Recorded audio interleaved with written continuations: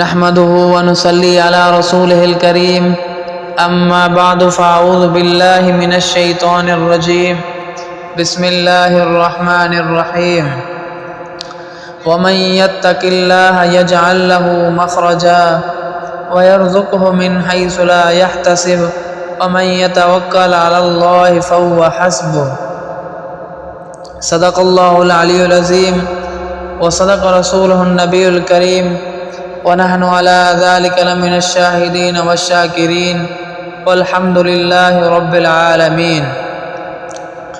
برادران اسلام، جو لوگ کہتے ہیں کہ ہم آگے بڑھ ہی نہیں سکتے، ہمارا مسئلہ حل ہی نہیں ہو سکتا، ہم مشکلات سے کیسے نکلیں، اللہ تبارک و تعالی ان لوگوں کے بارے میں اپنے کلام مقدس کے اندر فرماتے ہیں وَمَن يَتَّقِ اللَّهَ يَجْعَل لَّهُ مَخْرَجًا وَيَرْزُقْهُ مِنْ حَيْثُ لَا يَحْتَسِبُ وَمَن يَتَوَكَّلْ عَلَى اللَّهِ فَهُوَ حَسْبُهُ، اور جو اللہ سے ڈرے اللہ اس کے لیے نجات کی راہ نکال دے گا اور اس کو رزق اس جگہ سے دے گا جہاں اس کا گمان بھی نہ ہوگا، اور جو اللہ پر بھروسہ کرے وہ اسے کافی ہے۔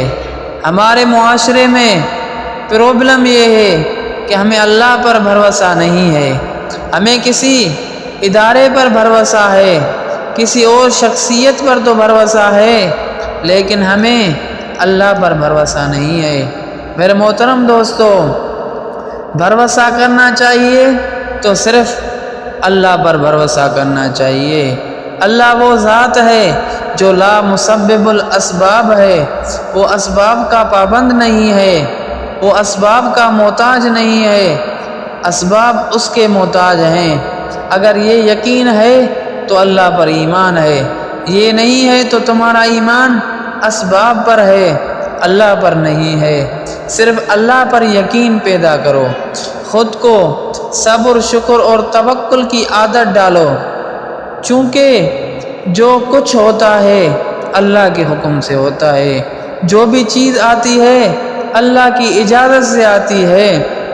اس کائنات کے اندر پتا نہیں ہل سکتا جب تک کہ اسے اللہ کی اجازت نہ ہو۔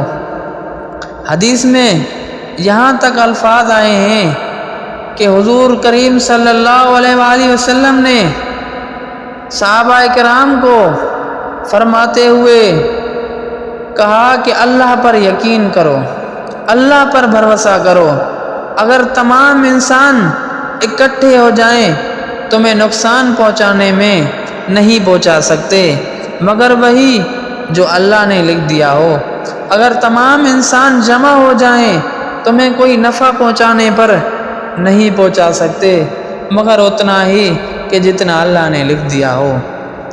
تو میرے محترم دوستو، جب اللہ تبارک و تعالی نفع اور نقصان کا مالک ہے تو ہمیں اللہ پر ہی بھروسہ کرنا چاہیے اور اللہ سے ہی ڈرنا چاہیے، کسی اور سے نہیں ڈرنا چاہیے۔